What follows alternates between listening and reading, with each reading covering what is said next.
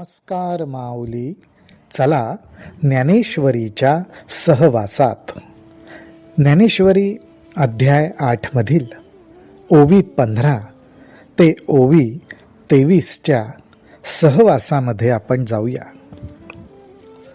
भगवंतांचं अर्जुनावर असलेलं प्रेम आणि त्या प्रेमापोटीच अर्जुनाने मनातले प्रश्न बोलून दाखवण्याच्या अगोदरच भगवंतांनी निरूपणाचं ताट त्याच्या समोर वाढलं. त्याची ती जिज्ञासा पुरवण्याच्या दृष्टीने हे ज्ञानाने अगोदरच भरून ठेवलेलं ताट त्यांनी त्याच्या समोर सादर केलं. भगवंतांचं निरूपण आता आपण बघूयात. ज्ञानोबाराय म्हणतात, आता भगवंत असं म्हणाले, मग म्हणितले सर्वेश्वरे, मग म्हणितले सर्वेश्वरे, जे आकारी इये खोंकरे, कोंदले असत न खिरे कवणे काळी. सर्वेश्वर, ईश्वराचा ईश्वर असा हा श्रीकृष्ण मग अर्जुनाला म्हणाला की अर्जुना, हे आकाराला जे काही आलेलं आहे ना, अर्थात आपला देह, ह्या देहाला कितीतरी भोक आहेत, छिद्र आहेत. जे आकारी ये खोंकरे, त्याला भोक आहेत. परंतु अशा या देहामध्ये ज्याला भोक आहेत त्याच्यात सुद्धा जे अगदी पुरेपूर भरलेलं आहे, कोंदले असत न खिरे कवणे काळी, पुरेपूर भरलेलं आहे, परंतु कोणत्याही वेळी त्या भोकांमधनं, त्या छिद्रांमधनं ते गळून पडत नाही. इतकं ओतप्रोत चैतन्य या देहाला व्यापून आहे, परंतु देहाला असलेल्या छिद्रांमधनं ते गळून पडत नाही, ते तसंच्या तसंच राहतं. मग हे चैतन्य आहे तरी कसं की जे गळूनही पडत नाही?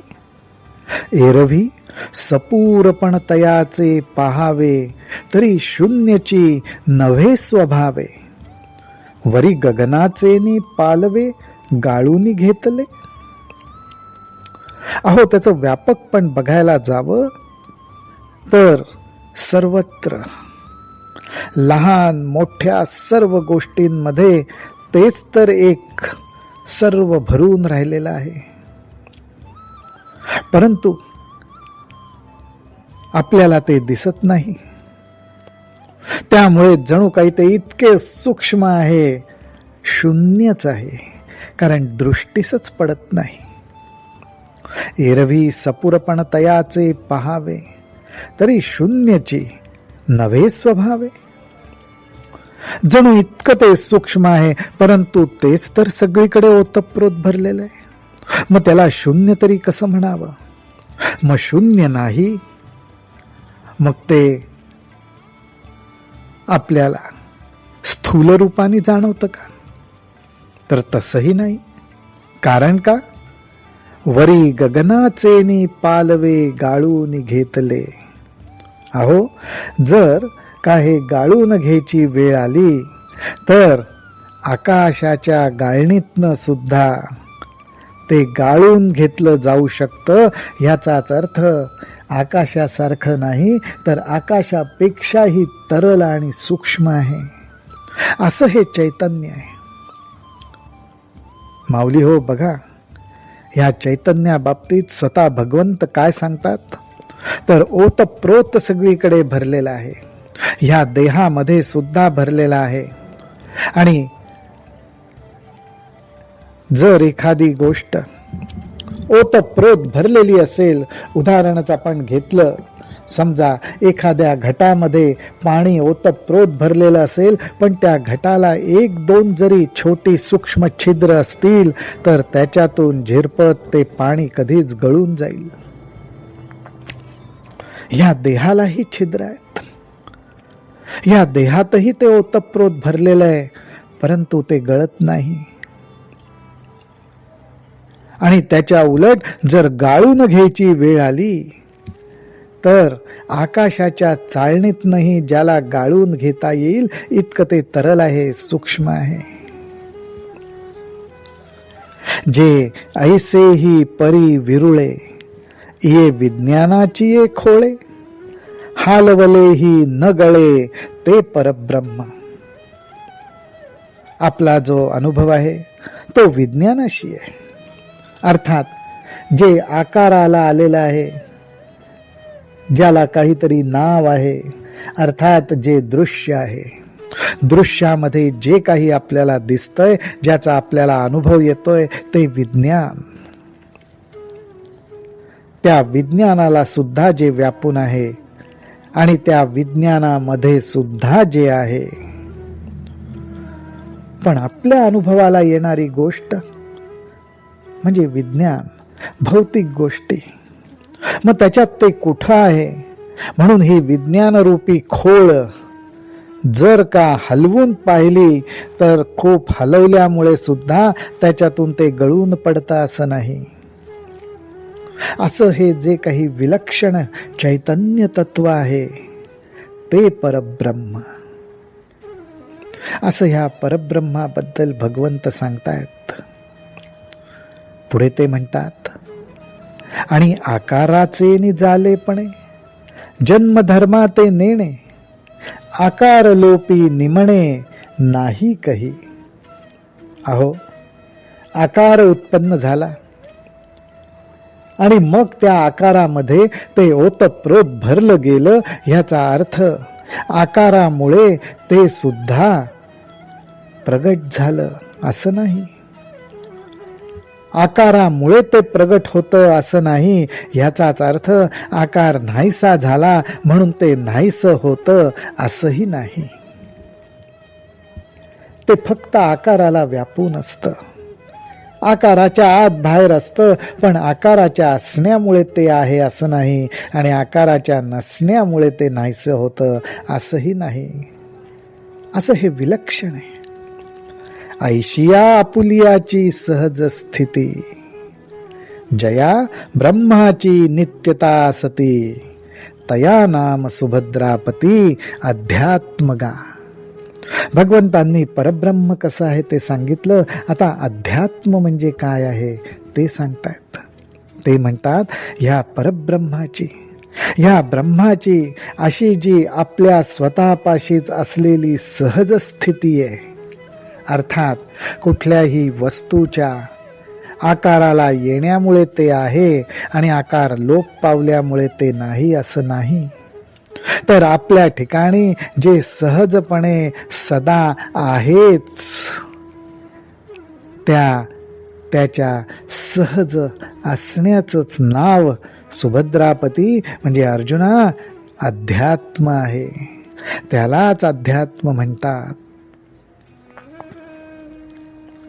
मग गगनी जेवी निर्मळे, नेणो कैची एके वेळे, उठती घनपटळे नाना वर्णे.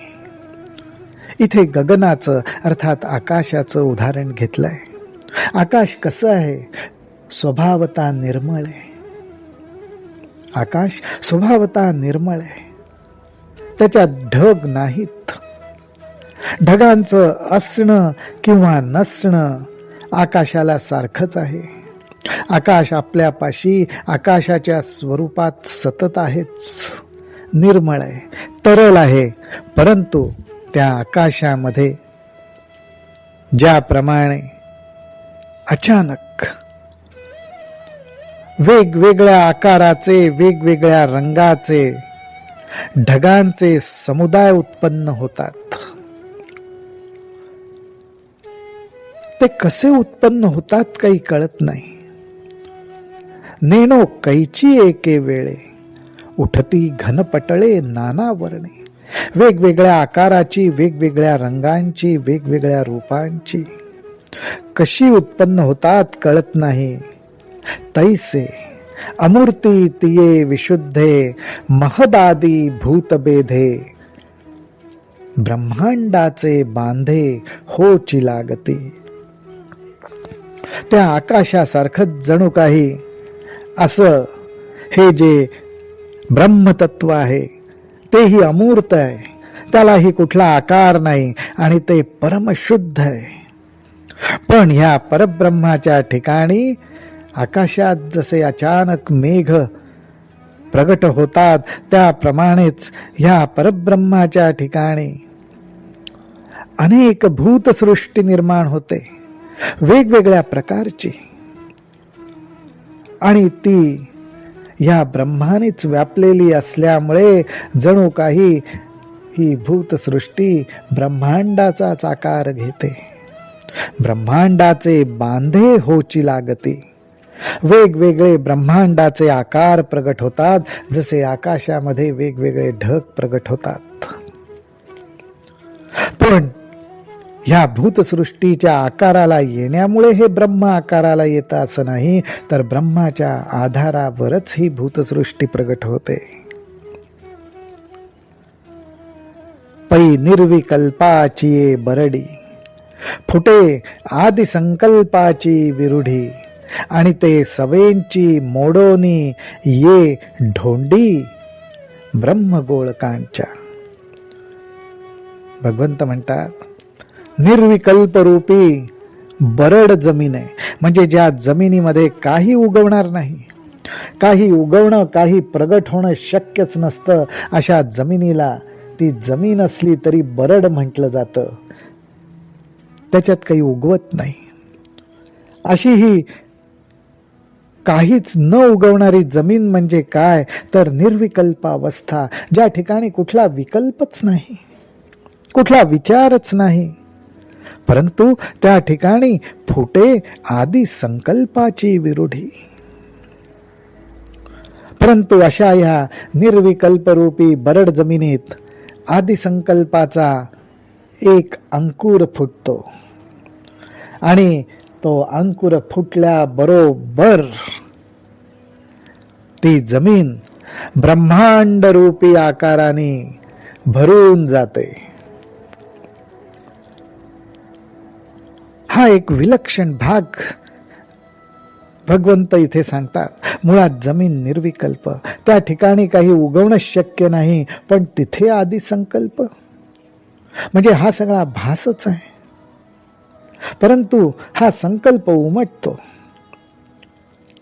आणि त्यातूनच भूतसृष्टीचे ब्रह्मगोळ, ब्रह्मांडाचे गोल तयार होतात. परंतु जमीन मूळ निर्विकल्प आहे, हे या ठिकाणी लक्षात ठेवलं पाहिजे.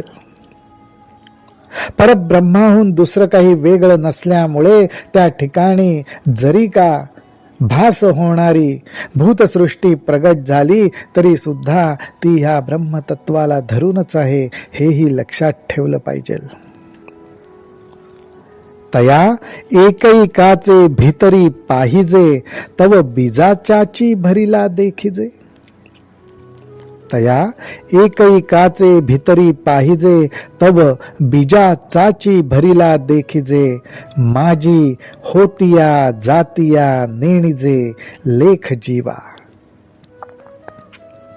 अहो, जी भूतसृष्टी निर्माण झाली त्या भूतसृष्टीच्या आतमध्ये जर पाहिलं, एक एक भूताच्या आतमध्ये जर पाहिलं, तर बीज रूपाने तो परब्रह्मच आपल्याला भरलेलं दिसतं. बीज रूपाने तो परब्रह्माचाच अंश आहे, तोच भरलेला दिसतो. आणि त्या ठिकाणी उत्पन्न होणाऱ्या आणि नाश पावणाऱ्या, प्रगट होणाऱ्या आणि नाहीशा होणाऱ्या जीवांचा काही हिशोबच ठेवता येत नाही. इतके असंख्य जीव प्रगट होतात, इतकी वेगवेगळ्या प्रकारची भूतसृष्टी प्रगट होते आणि नाहीशी होत असते. पण बीज रूपाने जे परब्रह्म तत्व आहे ते मात्र कायमचं जसंच्या तसंच राहतं. वेगवेगळ्या आकाराची नामरूपाची जीवसृष्टी निर्माण झाली आणि नाहीशी झाली तरी बीज नाहीसं होत नाही. बीज तसंच राहतं. आणि हाच बोध आपल्याला आपले सद्गुरू करून देत असतात. आणि त्याचं उत्तम साधन म्हणजे भगवंताचं नाम. त्या नामाचं स्मरण, त्या नामाचा उच्चार हीच त्या बीजाची जाणीव आहे. अशा प्रकारे प्रत्येक नामाच्या उच्चाराने आपण त्या बीजाच्या संपर्कात राहतो, त्या सहवासात जातो. या ठिकाणी अशा प्रकारे भगवंतांनी परब्रह्म काय, अध्यात्म काय याचा खुलासा केलाय. रामकृष्ण हरी, रामकृष्ण हरी, रामकृष्ण हरी.